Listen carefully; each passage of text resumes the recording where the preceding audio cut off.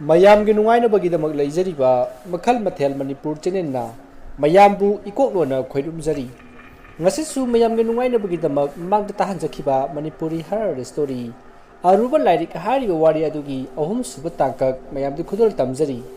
ꯃꯃꯥꯡꯒꯤ ꯇꯥꯡꯀꯛꯇ ꯃꯌꯥꯝꯅ ꯇꯥꯕꯤꯈ꯭ꯔꯦ ꯑꯃꯥꯏꯕ ꯇꯣꯃꯥꯜꯒꯤ ꯃꯥꯡꯈꯤꯕ ꯂꯥꯏꯔꯤꯛ ꯑꯗꯨ ꯃꯅꯤꯅ ꯂꯧꯕ ꯑꯣꯏꯔꯝꯈꯤꯕ ꯑꯃꯗꯤ ꯃꯗꯨꯒꯤ ꯂꯥꯏꯔꯤꯛ ꯑꯗꯨꯗ ꯏꯔꯤꯕ ꯂꯥꯏ ꯁꯥꯟꯅꯕꯒꯤ ꯂꯥꯏꯔꯣꯟ ꯃꯌꯥꯝ ꯑꯗꯨꯗꯒꯤ ꯂꯥꯏꯔꯣꯟ ꯑꯃ ꯂꯧꯊꯣꯛꯂꯒ ꯑꯃꯥꯏꯕ ꯇꯣꯃꯥꯜꯗ ꯊꯥꯖꯤꯜꯂꯛꯄ ꯑꯃꯗꯤ ꯃꯗꯨꯗꯒꯤ ꯑꯃꯥꯏꯕ ꯇꯣꯃꯥꯜꯅ ꯑꯃꯨꯛ ꯃꯅꯤ ꯍꯣꯏꯗ ꯑꯃꯨꯛ ꯊꯥꯖꯤꯜꯂꯛꯄ ꯑꯃꯗꯤ ꯑꯃꯥꯏꯕ ꯑꯃꯨꯗꯣꯜꯅ ꯌꯥꯝꯅ ꯁꯥꯎꯈꯤꯕꯒꯤ ꯃꯇꯥꯡ ꯑꯗꯨ ꯃꯌꯥꯝꯅ ꯇꯥꯕꯤꯈ꯭ꯔꯦ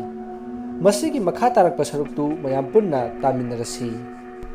ꯑꯁꯨꯝꯅ ꯑꯃꯨꯗꯣꯜꯅ ꯅꯨꯃꯤꯗꯥꯡ ꯑꯣꯏꯕ ꯉꯥꯏꯔꯤ ꯑꯁꯣꯝꯗꯅ ꯑꯃꯥꯏꯕ ꯇꯣꯃꯥꯜ ꯉꯁꯤꯅ ꯀꯔꯤ ꯑꯃꯨꯛ ꯇꯧꯔꯛꯀꯗꯧꯔꯤꯕ ꯖꯥꯠꯅꯣ ꯈꯟꯕꯗ ꯃꯊꯥ ꯁꯥꯔꯤ माने मथा सारिबा असि अतैगे नत्ते लाई अदु लाकपदा मागी नुपिना लोइजबा गानु जेन तुम्बा तारे खनबदगिनी मसदगी तोमालना सोली मदुगी लाइदो मथोंति कया सारमो मीगी येन गानुदा याम चोपचैने अइना ngakliबदी माबु थरइबा मी अदुनिने करमबा अमाइबबु ओइरिबा मा लोइनबा अमाइबदुदी फजना वारमगनी अइना ngakliबदी अइना लाई असुक यामना थाथुकलगा थमलिबा लाइसिंग असिबु माना ngamlaga अइगी युम तमना लाक्लिबा सिनिने मसिनी अइना ngakliबसे मदुगी माइबदुबु खरादि हाइबा जानिने खनाना बोइरमगदुरिबा अस अइ वखल गमता थोक्रेदा असमना खल्लगा महाक लैखी असोमदना मनी अमदि इबो चौसु वारि तानरी बाय मदुगी लाइदुगी चानबा खरदि पुदबा यारोइने कमदौसेबा मरुदा इबो चौना मनीदा बाय नोइगी गानुसी पिजखरसिदना मरुदा मनीना बाय यारोइदा हंदक अइखोइ इमाना योने हाइदना मुक्तुना लैरिबने अदु अमुक पुरबदी अइदि फजरनी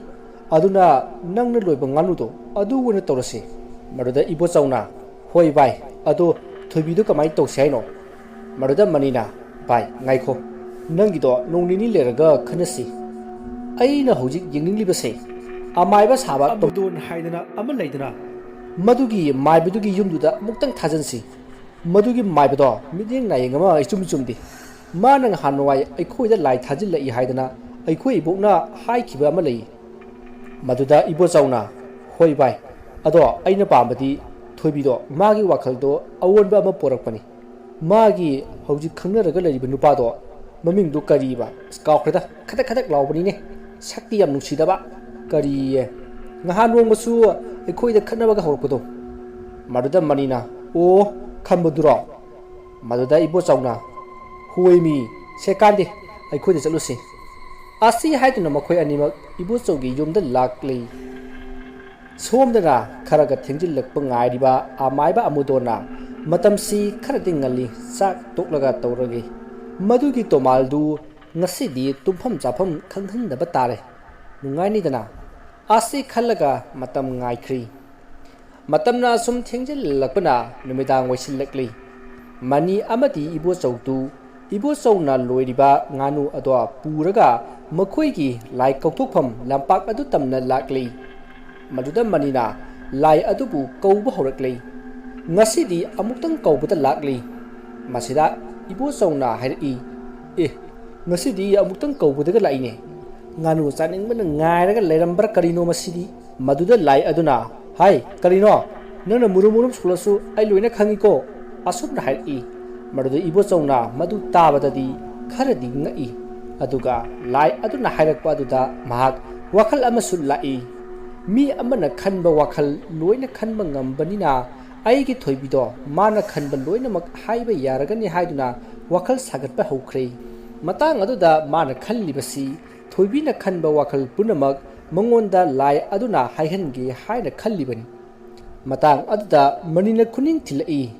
मरुदा इबो सौना हाय नाइन हे हाइरगा खंप्रे खंगी मरुदा मागी मकुत्ता पाइरम बंगानु अदो मकुत्तगी नानथोखी मतांग अदुदा लाई अदुना हाइरई सिदी आई ngaluda natro asi हाइरगा साथोखी मदुदा मनिना हंगई करिनुने nganu siri nangna chani haraga sirga tuisibo मागी हक्चांग सिदी सिदे लेरि सिदी हाइना हंगलकपा दुदा लाई अदुना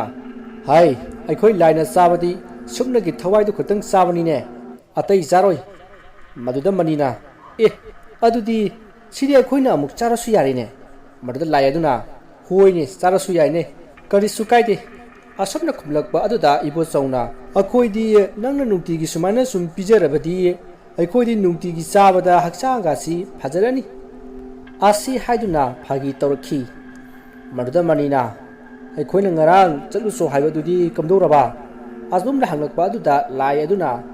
ꯆꯠꯂꯨꯔꯦ ꯑꯗꯨꯒ ꯉꯥꯅꯨ ꯑꯅꯤ ꯄꯤꯖꯔꯒ ꯊꯥꯔꯛꯏ ꯑꯁꯨꯝꯅ ꯈꯨꯝꯂꯛꯄ ꯑꯗꯨꯗ ꯏꯕꯣꯆꯧꯅ ꯀꯔꯤ ꯑꯩꯅ ꯑꯃꯨꯛ ꯉꯥꯅꯨ ꯑꯃ ꯄꯨꯔꯛꯏꯕ ꯑꯁꯤꯗꯤ ꯑꯔꯦꯝꯕ ꯇꯥꯔꯦꯅꯦ ꯊꯥꯈꯤꯕ ꯊꯕꯛꯅ ꯑꯣꯏꯗꯕ ꯆꯥꯕꯗꯤ ꯅꯪꯁꯨ ꯐꯔꯤꯅꯦ ꯍꯥ ꯍꯥꯏ ꯃꯇꯨꯡꯗꯗꯤꯅꯦ ꯑꯩꯈꯣꯏ ꯅꯠꯇꯕ ꯃꯤ ꯑꯇꯣꯞꯄꯅ ꯄꯤꯖꯕꯗ ꯆꯥꯕ ꯌꯥꯔꯣꯏꯀꯣ ꯍꯦꯛ ꯆꯥꯕꯗ ꯑꯩꯈꯣꯏꯅ ꯅꯉꯣꯟꯗ ꯄꯤꯖꯔꯣꯏꯗꯧꯅꯤ ꯑꯁꯤ ꯍꯥꯏꯅ ꯁꯥꯎꯅ ꯍꯥꯏꯔꯛꯄꯗ ꯂꯥꯏ ꯑꯗꯨꯅ ꯃꯇꯨꯡꯗꯤ ꯆꯥꯖꯔꯔꯣꯏ ꯈꯨꯝꯃꯤ ꯑꯗꯨꯕꯨ ꯋꯥꯈꯜꯗꯗꯤ ꯑꯩꯅ ꯍꯥꯏꯗꯣꯛꯇ꯭ꯔꯒ ꯂꯣꯏꯔꯦ ꯅꯈꯣꯏꯅꯁꯨ ꯈꯪꯂꯣꯏꯗꯧꯕꯁꯤꯕꯣ ꯍꯥꯏꯗꯨꯅ ꯈꯜꯂꯤ ꯃꯗꯨꯗ ꯃꯅꯤꯅ ꯁꯦ ꯐꯔꯦ ꯍꯟꯗꯛꯅ ꯑꯃꯥꯏꯕ ꯇꯣꯃꯥꯜ ꯀꯧꯕ ꯑꯃ ꯂꯩꯕꯅꯤ ꯃꯈꯥ ꯂꯩꯀꯥꯏꯗ ꯑꯗꯨꯗ ꯆꯠꯂꯨ ꯑꯗꯨꯒ ꯉꯁꯤꯗꯤ ꯃꯣꯏꯗ ꯑꯣꯏꯅ ꯇꯝꯅꯔꯨꯆꯣ ꯃꯗꯨꯗ ꯂꯥꯏ ꯑꯗꯨꯅ ꯍꯣꯏ ꯑꯗꯣ ꯑꯩ ꯇꯝꯅꯍꯟꯕꯒꯤ ꯀꯔꯤ ꯄꯤꯖꯗꯣꯏꯅꯣ ꯍꯥꯏꯅ ꯍꯪꯂꯛꯄꯗ ꯏꯕꯣꯆꯧꯅ ꯀꯔꯤꯅꯣ ꯅꯪꯁꯤꯗꯤ ꯊꯕꯛ ꯑꯃ ꯊꯥꯕꯗ ꯑꯁꯨꯛ ꯌꯥꯝꯅ ꯊꯤꯕꯨꯡ ꯂꯥꯎꯔꯤꯁꯤꯕꯣ ꯑꯥꯁꯦ ꯀꯣꯕꯤ 2 ꯄꯤꯖꯒꯦ ꯃꯗꯨꯗ ꯂꯥꯏ ꯑꯗꯨꯅ ꯍꯥꯏ ꯑꯗꯨꯗꯤ ꯌꯥꯔꯣꯏ ꯌꯦꯟ ꯆꯥꯒꯦ ꯃꯗꯨꯗ ꯃꯅꯤꯅ ꯍꯣꯏꯁꯦ ꯉꯔꯥꯡ ꯑꯗꯨꯃꯥꯏꯅꯅꯦ ꯇꯧꯅꯨꯀꯣ ꯑꯩꯈꯣꯏꯅ ꯍꯥꯏꯕ ꯏꯜꯂꯕ 2 ꯗꯨꯝ ꯄꯤꯖꯒꯦ ꯃꯗꯨ ꯇꯥꯕꯗ ꯂꯥꯏ ꯑꯗꯣ ꯍꯔꯥꯎꯅ ꯆꯠꯈ꯭ꯔꯦ ꯃꯅꯤ ꯑꯃꯗꯤ ꯏꯕꯣꯆꯧꯁꯨ ꯋꯥꯔꯦ ꯁꯥꯟꯅꯁꯟꯗꯨꯅ ꯂꯥꯛꯏ ꯀꯔꯤꯅꯣ ꯚꯥꯏ ꯅꯪꯅ 2 ꯑꯃꯨꯛ ꯍꯥꯏꯔꯨꯔꯤꯗꯅ ꯑꯃꯈꯛ ꯍꯥꯏꯔꯁꯨ ꯌꯥꯕꯗꯨꯕꯨ ꯃꯗꯨꯗ ꯃꯅꯤꯅ ꯚꯥꯏ ꯑꯩꯈꯣꯏ ꯕꯕꯥꯒꯤ ꯌꯦꯟ 10 ꯂꯩ ꯑꯗꯨ ꯑꯃꯠꯇ ꯆꯥꯒꯦ ꯍꯥꯏꯕ ꯁꯨꯡꯌꯥ ꯌꯥꯗꯦ ꯑꯗꯨꯗ ꯑꯩꯅ 2 ꯄꯤꯖꯈ꯭ꯔꯗꯤ ꯑꯩꯈꯣꯏꯁꯨ ꯁꯥꯗꯣ ꯆꯥꯕ ꯐꯪꯒꯅꯤꯗꯅ खरा पीना चारनी अदुगिनिदा मरुदा इबोचौना होइसे फरेसे सी nganu si semlaga ekhoi charo se lao horen di ekhoi da lao ko mase haina duna lakli asomdana amudol lai sanaba horkli lairon khara sonduna magi lai do kokthok lai aduga hairaki sidagi khara chatlaga amaiba tomal kouba ma leibani madugi yumda ngasidi khara aki akhangba piruso asi haiduna thadok lai mana hek thadok khibaga mani amadi tomal na tharakpa lai ado amuk jorok lai aduga hairaki hai nang natra amaiba amuldor haibase haina hanglakpada amaiba amuldona sina mu karamba laino ne aina ma thadok khida ngai sina mu krana thari bajano asumna khalli marda lai aduna ngasidi nangi yum sida khara tamna jaba tare warau jade ko khara di kirone ha asi hairakpata amuldol do saubdi lardana nukningba ama yoroktuna kanna nokthoi aduga amudol na hairi ai nangbu krana tharak parone aduk jamna ngang bu hairibaduna kanana taklibano ne marda lai aduna ai amaiba nawa lawti nangna adu maina hanglaga hekta aina haidokadro somda yen ani chadori kansida asomna murum murum solaga tapna hairakpa aduda amudolna kari haiba yen haiba haina hanglakpada lai aduna kharaga thibong lawbane ashoyadana idi asomdana chagano hairakpane somdana amuk chaw haidana pirakani chadaba su ngamloi aidi kamdongni sidi asomna murum murum solingai amudol amaibana magi kadar hawraklei kari none nana chaning budubo haira une aina pijagadoi ne hekta haira une asi hairakpata lai ado madinga taba makai asing bero hain hangli maruda amudona huoina pijagadoi ne nangna pamado hayune ado lai aduna adu warati yeno hum sage asi hari maruda amaiba amudona khalai karino ne ama sage haibadi kadai no haira kansida ahum sage hari basibo asumna khalli maduda lai aduna pijaba ngamloi hairagana खरा तमनजब तारेने वरौगदे को आसी हायरमलगा युमथक अदुदा नुंग साइगे तोरई मरुदा अमुदोलना आई फरे फरे आई पिजरगे आईना हाइबा अमदी याब ताबनी दुदी मरुदा लाय अदुना हाना जागे अदुगा कोना हायरु अदुगा खनजि नंगी वादो आसी हायरकपदा अमुदोलना करी लायुने मसिबो असुक यamna ngangnabo wabasibo आसी खल्लगा हायरई आ होय फरे फरे नंगी दो आई पुथोरागे ngak ngairamko asi haramlaga changkhrei lai aduna khalai aina suklamna thibong lauri basibu karigino uri khai chaning ba phawi ba sari khai su pendaba mastani ne lai mayam ai sei thibong law haina kauri base masina di matik chaba jan asi khandun leiringai amaibat amudol do tholak lei aduga ai si charo aduga amaibat tomal gi mayumda changlaga ne ngasi di khara ki akhang piruso asi hairakpada lai aduna hana sage aduga konu chutke haina khumli marda amudolna huoine fare si charaga chaloko marda lai aduna hoi hairam laga saba loiraga chatkhre maduda amudolna khalli karino ne masige laisina kanana tharokpanu su khangba ngamdi asok jamna thibung lawri basinadi mathong chaba laidi waramloi asi khallaga tumba changkhre asomdana tomaldu tumba hawrakpa tanjani tanja aduda yumthakta tamnaba hawrakhi madu tomalna mine nungaina tumba hawrakpa kala sida kanano ne amuk tamnarei basina tumbana asok nungairakloba kan sida karinu tawreisibo masiki laisi mathong chaba laidi waramloine asi khallaga thoklai amaiba tomalna thorakpada lai ado asuki mati kalli lairon sonbaga sangdi yumthakta karaga hekta tamnaba hori nungjeng saibasu kaya toraklei maruda tomalna sidi kamdong lairon sina su yaroi tawri asi khallaga lairingai ngarang changlakpa lai adusu yawna tamnaba hori maruda tomalna era thangai singna amakak tamnaba loraga tamnarakpadi fai ani pumna tamnarakpasidi laiga losindabida tumlaga lairogeda kangkhat manungda lairabadi changba ngamdabaniko adunadi lai tainaraga wananabani tumba changlage asi khalai aduga hairi oi lai ani noina tamnabani mongda tamna hawro nawa logde aidi tumba changleko asi hairam laga changkhrei maduda magi nupina kaidorage kadaida amuk tholuribano haina hanglai maduda tomalna hai ngasidi yumthaka tamnaraklabasu karimta hairuko nangi tumpham thokpado adum tumu aduga hai kangkhan manungda adum layuko karigumba mapal thulinglaklabasu aingon adum hairuko asi hairam laga tomaldo tumba changkhrei lai ani do yumthakta karga tamnaba hori matang sida ladikta yawba lai ado aduna khalai karino hi amai badu thulaklabadi ngasidi khara yam chage khallaga thulaktrene asigi lai amasina kanano madi phajana butamdarine tawrisi yone yum sida kakhattanaga tawrisi yone saknena khuthi asiga kusu sinaga thasigi amamba hingnaga ikai jabi maithung asomna murum soli maduda tamnaramba lai ado tarabara kaino khangdi tamnabaga lona toklaga amudolna tharakpa lai aduna hairi marup haigadra nangdi kanano kana tharakpano nangsu tamnabu lairo adu oradi khara tamnodra ithanta tamnabasi aisu inu nungaitine maruda larikki laina hairi aidi talle tamnaba lakpanate chaba lakpane nang adum tamnoda aise asigi amai basi kauthoknaga karino khara charaga hange tobani maruda amodolna tharakpa lai aduna khalli karino ne asukam thibung lawri basibo huren jumda hallaba matungda chado lerebudubu as thibung law kheda asi khallaga magi tamna pham thokpa ado tamnaraga leiri maruda tomaldu tumba yadra mali lairon solaga chairi oi noi tamnari do khara tamnarabadi yare todna wadri bro nayamda chakro yare madu lepu yadrabadine ai krano khangan gani ko asomna larakpada larik adugi lai aduna as karinuni khara sagina lakpasida sadana hanba tarba asi hairam laga chatke tawrakpada tomalna lairon solaga nungsitta magi soliba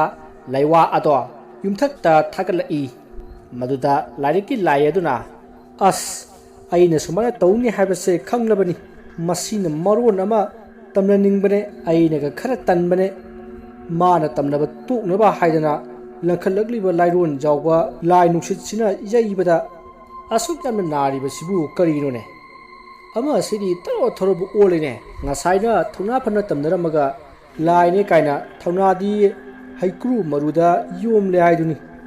asi hairaga nuket tawi somdana amudol na thalak liba lai ado tharo tharo olaga khangi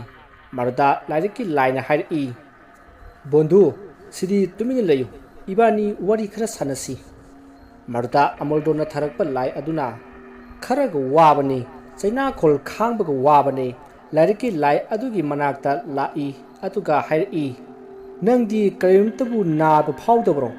asumna hanglakba aduda lairiki lai aduna hai apangba aidi amaibana solakpa lairon si aingonda panba yoroi nuoina nariduna khara sonbagini aidi nadribasina ura aina nangondagi khara kanbagini aduna ai wa ma haige sida khara changsilone asukta koksilli aduga hai I jen jamal loiba yum ama leiribani aduda jen ani poru aduga aingonda kallu aduga aina nadribasigi maramdo nangonda hairage maruda amudol gi lai ado sakkhre aduga mani hoigi yumthang nabagi yengonda loiba yen ahum puraga lai maruda lairiki lai aduna porak labra haina hangni maruda amudol gi lai aduna porak le haina khumli lairiki lai aduna kayano porai budubo aingonda piru haina lowi maruda amudol gi lai aduna ani pire aduga amana mana sari maruda lairiki laina is sakta sigasu ani pura I hairaga magi su ama yibla ine saknena ai dauna khara fajaradi phai asi hairaga chai I maruda amodol gillai aduna nangna haina haibadu hairodana haina hai I maruda lairiki lai aduna ngasidagi sahi sangwa rongi mamangdagi ai se lereklabani ai gi sahi si yamsillaktana lushan binanaba laitabadagi amaiba amana aruba lairik haiba lairik aduda matam pumbagi oina tumhallaga thamkhibani hanadi aise lai mayamga punna chatlaga tamnaba mayam ama chatlamnibani nongma lai mayamna namlaga nupa ama hatkhi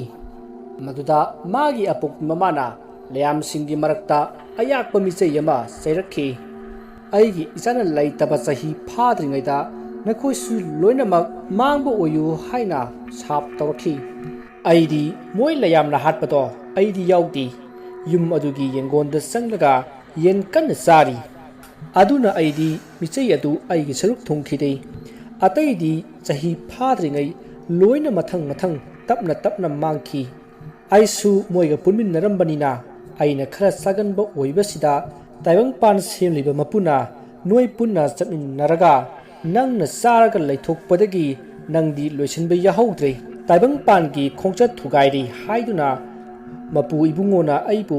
sabata chopa tawruba thabakta mai pakanu haina saibikhi marudagini aina ngasi phauba thibuk lauribase nangsu aigi inakta leirabadi saba yamna phangduriba jani aduna aigi inakta leirodana haina phagi tawri maruda amudol gi lai aduna adudi yaroi aigi thawai tangkhai amadi amaibana paikhre haina hairi maruda lairiki laina phare adudi nangsu chalo aisu chatlage makoi amaiba gaina migi mangana ba tawruso hairabasu nang kaidonungda tawba yade ko madu tawrabadi nangi arobe matam lakani asi hainaraba matung amodol gi lai ado thadokhrei aduga lairektaki tholakpa lai adusu halaklei matamna haukhibana nongsu ngali maruda tomalna laitainaraka wadogi saruk tumina tumbana phai khalai aina asuya wana laitainaraga kaidonaruni khangdaba saraga tumina tumbana phai asi khallaga amaiba tomaldi laikhrei tasengbagidi lairiki lai adu khudong thiba ama thokhibadagi megi phatanaba tawbasi tokhrabani magi haibabu amadagi amukcha tawraga leijaribani matamna asam thenjin khibana mani amati ibu chau amuk pullaga wari kanna tanarei maruda manina hairi ngarang ai khoi yumgi nakangi khura tombado makhoi gi yen ahum siraga lerami haine ai khoi imanasu handak yen nganugi laina laklaba mali pangsida si hainera I haina tamna ine maduda ibu chauna bai narga sibadi oiramoiko ꯑꯩꯈꯣꯏꯅ ꯁꯥꯟꯅꯔꯤꯕ ꯂꯥꯏꯗꯨꯅ ꯆꯥꯕ ꯁꯣꯏꯗꯅ ꯑꯣꯏꯔꯝꯒꯅꯤ ꯃꯗꯨꯗ ꯃꯅꯤꯅ ꯍꯣꯏꯅꯦ ꯃꯗꯨꯒꯤ ꯂꯥꯏꯗꯨ ꯎꯔꯤꯈꯩ ꯆꯥꯒꯦ ꯍꯥꯏꯔꯛꯇꯧ ꯃꯥꯜꯂꯤꯅꯦ ꯃꯗꯨꯒꯤ ꯂꯥꯏꯗꯣ ꯊꯤꯕꯣꯡ ꯌꯥꯝꯅ ꯂꯥꯎꯏ ꯈꯔ ꯂꯩꯔꯗꯤ ꯃꯥ ꯄꯤꯖꯅꯕꯅꯦ ꯌꯦꯟ ꯉꯥꯅꯨꯒ ꯑꯝꯇ ꯂꯩꯔꯣꯏꯗꯧꯔꯤꯕꯖꯥꯠꯅꯤꯍꯦ ꯃꯗꯨꯗ ꯏꯕꯣꯆꯧꯅ ꯑꯗꯣ ꯊꯣꯏꯕꯤ ꯍꯣꯏꯒꯤꯗꯣ ꯀꯃꯥꯏꯅ ꯇꯧꯁꯦ ꯍꯥꯏꯕ ꯃꯗꯨꯗ ꯃꯅꯤꯅ ꯍꯣꯔꯦꯟ ꯅꯨꯡꯗꯥꯡ ꯀꯧꯊꯣꯛꯂꯒ ꯋꯥꯔꯤꯗꯣ ꯂꯣꯏꯅ ꯁꯥꯟꯅꯔꯁꯤ ꯑꯁꯤ ꯍꯥꯏꯅꯗꯨꯅ ꯌꯨꯝ ꯌꯨꯝꯗ ꯆꯪꯅꯈ꯭ꯔꯦ ꯑꯁꯣꯝꯗꯅ ꯑꯃꯨꯗꯣꯜꯅ ꯈꯜꯂꯛꯂꯤ ꯉꯔꯥꯡ ꯁꯤꯗ ꯂꯥꯛꯄ ꯂꯥꯏꯗꯨ ꯇꯣꯃꯥꯜꯅ ꯊꯥꯔꯛꯄ ꯁꯣꯏꯗꯅ ꯑꯣꯏꯔꯝꯒꯅꯤ ꯀꯌꯥꯗ ꯎꯁꯤꯠꯈꯤꯗ꯭ꯔꯕ ꯑꯉꯥꯡꯅꯣ ꯃꯥꯅ ꯀꯌꯥꯝ ꯍꯩꯔꯗꯅ ꯍꯣꯔꯦꯟꯗꯤ ꯈꯪꯒꯅꯤꯗꯅ ꯃꯣꯏꯒꯤ ꯆꯥꯛꯈꯨꯝꯗꯣ ꯃꯅꯤꯡ ꯃꯃꯥꯡ ꯑꯣꯟꯊꯣꯛꯂꯒ ꯊꯝꯂꯒꯦ ꯈꯪꯒꯅꯦꯕ ꯑꯩ ꯀꯅꯥꯅꯣ ꯈꯪꯗꯕ ꯁꯥꯔꯗꯅ ꯑꯁꯨꯝꯅ ꯈꯜꯂꯒ ꯂꯩꯔꯤ ꯑꯁꯨꯝꯅ ꯃꯇꯝꯗꯨ ꯍꯧꯈꯤꯕꯅ ꯅꯨꯃꯤꯗꯥꯡ ꯌꯧꯁꯤꯜꯂꯛꯂꯤ ꯃꯗꯨꯗ ꯇꯣꯃꯥꯜꯅ ꯍꯥꯏ ꯅꯨꯄꯤ ꯆꯥꯛꯇꯣ ꯊꯨꯅ ꯂꯣꯏꯁꯤꯜꯂꯨ ꯃꯤꯁꯤꯡꯁꯦ ꯌꯥꯝ ꯎꯁꯤꯠꯇ꯭ꯔꯦ ꯉꯁꯤꯗꯤ ꯑꯩ ꯀꯅꯥꯅꯣ ꯈꯪꯍꯟꯒꯦ ꯃꯥꯒꯨꯝꯕ ꯑꯃꯥꯏꯕ ꯑꯃꯅ ꯑꯁꯨꯛ ꯎꯁꯤꯠꯇꯕ ꯑꯩꯅ ꯑꯍꯟꯅꯤ ꯍꯥꯏꯗꯅ ꯍꯟꯕꯤꯕꯁꯤꯗ ꯌꯥꯝ ꯎꯁꯤꯠꯇ꯭ꯔꯦ ꯃꯗꯨꯗ ꯇꯣꯃꯥꯜꯒꯤ ꯅꯨꯄꯤꯅ ꯉꯁꯤꯅ ꯑꯃꯨꯛ ꯀꯔꯤ ꯇꯧꯔꯛꯀꯗꯣꯏꯅꯣ ꯑꯩꯅꯦ ꯇꯨꯝꯕꯒ ꯑꯃꯠꯇ ꯌꯥꯔꯣꯏꯗꯧꯔꯤ ꯉꯁꯤꯁꯨ ꯃꯗꯨꯗ ꯇꯣꯃꯥꯜꯅ ꯍꯥꯏ ꯉꯁꯤꯅ ꯑꯃꯨꯛꯀ ꯍꯦꯟꯅ ꯇꯨꯝꯕ ꯌꯥꯔꯣꯏꯗꯧꯔꯤꯕ꯭ꯔꯥ ꯀꯩꯅꯣ ꯈꯪꯗ꯭ꯔꯤꯍꯩ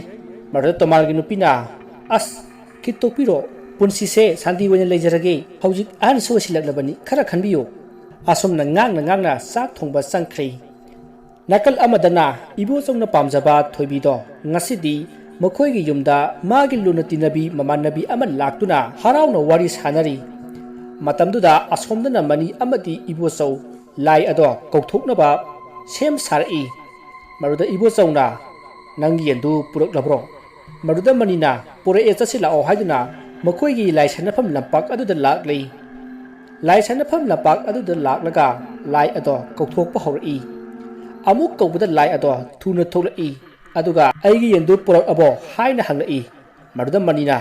ꯑꯁ ꯊꯤꯕꯣꯡꯁꯨ ꯑꯣꯟꯊꯣꯛꯅ ꯂꯥꯎꯈ꯭ꯔꯦ ꯂꯥꯏꯅꯦꯅ ꯁꯤꯕꯨ ꯄꯣꯔꯛꯑꯦꯁꯦ ꯅꯪꯒꯤ ꯌꯦꯟꯗꯣ ꯃꯗꯨꯗ ꯂꯥꯏꯗꯨꯅ ꯑꯗꯨꯗꯤ ꯄꯤꯔꯛꯑꯣ ꯍꯥꯏꯔꯒ ꯃꯨꯜꯂꯒ ꯆꯥꯊꯣꯛꯈ꯭ꯔꯦ ꯃꯗꯨꯗ ꯃꯅꯤꯅ ꯍꯥꯏ ꯅꯪ ꯁꯤꯕꯨ ꯀꯔꯝꯕ ꯃꯈꯜꯒꯤ ꯂꯥꯏꯅꯣ ꯑꯁꯨꯛ ꯌꯥꯝꯅ ꯊꯤꯕꯣꯡ ꯂꯥꯎꯔꯤꯕꯁꯤꯕꯣ ꯄꯨ ꯊꯥꯡꯕ ꯉꯝꯂꯛꯑꯣꯏꯗꯣꯔꯤ ꯅꯪ ꯑꯗꯨ ꯑꯗꯨꯝ ꯅꯨꯡꯇꯤꯒꯤ ꯆꯥꯗꯣꯏꯔꯣ ꯑꯩꯈꯣꯏꯅ ꯀꯧꯕ ꯈꯨꯗꯤꯡꯒꯤ ꯅꯪꯅ ꯑꯗꯨꯃꯥꯏꯅ ꯁꯨꯝ ꯆꯥꯔꯒ ꯂꯩꯔꯗꯤ ꯑꯩꯈꯣꯏꯗꯤ ꯐꯖꯔꯅꯤ ꯃꯗꯨꯗ ꯂꯥꯏ ꯑꯗꯨꯅ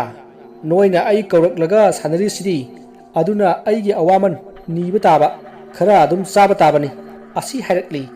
ꯃꯗꯨꯗ ꯏꯕꯣꯆꯧꯅ ꯐꯔꯁꯦ ꯑꯗꯣ ꯁꯤꯒꯤ ꯂꯩꯔꯛꯁꯤꯗ ꯆꯠꯂꯣ ꯑꯗꯨꯒ ꯊꯣꯏꯕꯤ ꯀꯧꯕ ꯂꯩꯁꯥꯕꯤ ꯑꯃ ꯂꯩꯕꯅꯤ ꯃꯥꯅ ꯅꯨꯡꯗꯥꯡ ꯀꯔꯤ ꯌꯦꯟꯁꯥꯡ ꯊꯣꯡꯉꯤ ꯀꯔꯤ ꯇꯧꯔꯤ ꯀꯔꯤ ꯋꯥꯔꯤ ꯁꯥꯟꯅꯩ ꯍꯥꯏꯕꯗꯣ ꯌꯦꯡꯉꯨꯆꯣ ꯑꯗꯨꯒꯅꯦ ꯇꯝꯅꯕꯗꯤ ꯇꯧꯕ ꯌꯥꯗꯦꯀꯣ ꯑꯁꯤ ꯍꯥꯏꯔꯒ ꯊꯥꯗꯣꯛꯈꯤ ꯂꯥꯏꯗꯨꯅ ꯃꯇꯦꯛ ꯈꯔ ꯆꯠꯂꯨꯔꯕ ꯃꯇꯨꯡ ꯑꯃꯨꯛ ꯍꯟꯖꯤꯜꯂꯛꯂꯒ ꯍꯥꯏꯔꯛꯏ ꯑꯩ ꯀꯩꯅꯣꯝꯃ ꯀꯥꯎꯔꯦ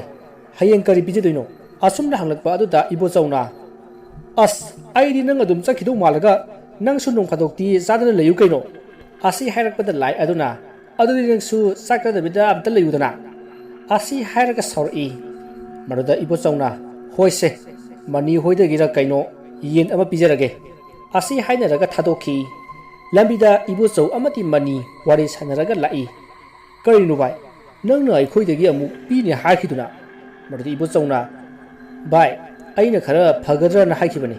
ꯑꯗꯨ ꯅꯣꯏꯗꯒꯤ ꯄꯨꯊꯣꯛꯄ ꯇꯜꯂꯒꯁꯨ ꯀꯅꯥꯗꯒꯤꯅꯣ ꯆꯥꯔꯨ ꯆꯣꯟꯅ ꯊꯥꯗꯣꯛꯈ꯭ꯔꯒ ꯂꯣꯏꯔꯦ ꯀꯩꯅೋ ꯑꯁꯨꯝꯅ ꯍꯥꯏꯅꯔꯒ ꯃꯌꯨꯝꯗ ꯆꯪꯅꯈ꯭ꯔꯦ ꯂꯥꯏ ꯑꯗꯨꯗꯤ ꯁꯣꯝꯗ ꯂꯥꯛꯄꯗ ꯊꯣꯏꯕꯤ ꯍꯣꯏꯒꯤ ꯊꯣꯡꯅꯥꯎ ꯃꯄꯥꯗ ꯂꯦꯞꯂꯒ ꯋꯥꯔꯤ ꯇꯥꯔꯤ ꯊꯣꯏꯕꯤꯒ ꯃꯃꯥꯟꯅꯕꯤꯒ ꯋꯥꯔꯤ ꯁꯥꯟꯅꯕꯗꯨ ꯇꯨꯃꯤꯟꯅ ꯇꯥꯔꯤ ꯃꯃꯥꯟꯅꯕꯤꯅ ꯍꯥꯏꯔꯛꯏ ꯅꯪꯉꯣꯟꯗ ꯅꯈꯣꯏ ꯈꯨꯟꯒꯤ ꯏꯕꯣꯆꯧꯗꯨꯅ ꯍꯦꯛ ꯇꯥꯟꯅꯕꯗꯨꯕꯨ ꯍꯧꯖꯤꯛꯁꯨ ꯑꯗꯨꯝ ꯇꯥꯟꯅꯔꯛꯂꯤꯕ꯭ꯔꯣ ꯃꯗꯨꯗ ꯊꯣꯏꯕꯤꯅ ꯍꯟꯗꯛ ꯅꯨꯃꯤꯠ ꯈꯔꯅꯤꯗꯤ ꯇꯣꯛꯈ꯭ꯔꯦ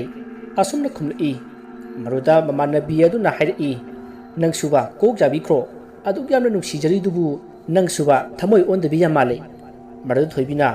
ꯌꯥꯕꯒꯤꯗꯤ ꯌꯥꯏꯌꯦ ꯑꯗꯣ ꯃꯥꯒꯤ ꯑꯩꯅ ꯌꯥꯝꯅ ꯍꯩꯅꯗꯕ ꯈꯔ ꯂꯩꯌꯦ ꯑꯗꯨꯗꯅꯦ ꯑꯩꯅꯅꯦ ꯁꯥꯎꯅꯤꯡꯉꯤꯁꯦ ꯃꯃꯥꯟꯅꯕꯤꯅ ꯑꯁ ꯑꯩꯅ ꯈꯜꯂꯦꯕ ꯅꯪꯁꯨ ꯁꯣꯏꯗꯅ ꯄꯥꯝꯂꯝꯒꯅꯦꯕ ꯑꯗꯨꯛ ꯌꯥꯝꯅ ꯀꯟꯅ ꯇꯛꯏꯕꯗꯨꯕꯨ ꯅꯪꯁꯨ ꯌꯥꯕꯤꯗ꯭ꯔꯗꯤ ꯄꯥꯞ ꯄꯨꯖꯅꯤꯀꯣ ꯑꯁꯤ ꯍꯥꯏꯔꯒ ꯅꯣꯛꯃꯤꯟꯅꯔꯤ ꯑꯁꯣꯝꯗꯅ ꯑꯃꯥꯏꯕ ꯑꯅꯤꯗꯣ ꯉꯝꯖꯕꯤ ꯊꯥꯔꯒ ꯑꯃꯅ ꯑꯃꯗꯒꯤ ꯍꯦꯟꯅꯅꯕ ꯉꯝꯅꯅꯕ ꯇꯧꯅꯔꯤ ꯑꯗꯨꯕꯨ ꯍꯦꯟꯖꯤꯟꯅꯕꯗꯤ ꯉꯝꯂꯝꯗꯦ ꯃꯇꯥꯡ ꯑꯗꯨꯗ ꯉꯔꯥꯡꯒꯤ ꯂꯥꯏꯔꯤꯛꯀꯤ ꯂꯥꯏ ꯑꯗꯨꯒ ꯊꯦꯡꯅꯈꯤꯕ ꯂꯥꯏ ꯑꯗꯨꯗꯤ ꯇꯨꯃꯤꯟꯅ ꯐꯝꯂꯒ ꯃꯣꯏ ꯃꯌꯥꯝꯅ ꯈꯠꯅꯔꯤꯕ ꯑꯗꯨꯗ ꯌꯦꯡꯂꯒ ꯂꯩꯔꯤ ꯋꯥꯔꯤ ꯑꯁꯤꯒꯤ ꯑꯍꯨꯝꯁꯨꯕ ꯇꯥꯡꯀꯛ ꯃꯇꯥꯡ ꯑꯁꯤꯗ ꯂꯣꯏꯖꯔꯤ ꯃꯊꯪꯒꯤ ꯇꯥꯡꯀꯛꯇ ꯀꯔꯤ ꯀꯝꯗꯧꯕꯒꯦ ꯍꯥꯏꯕꯗꯨ ꯃꯌꯥꯝ ꯄꯨꯟꯅ ꯉꯥꯏꯃꯤꯟꯅꯔꯁꯤ ꯉꯁꯤꯒꯤꯗꯃꯛꯇꯗꯤ ꯃꯌꯥꯝꯕꯨ ꯑꯔꯣꯏꯕꯗ ꯈꯣꯏꯔꯨꯝꯖꯔꯤ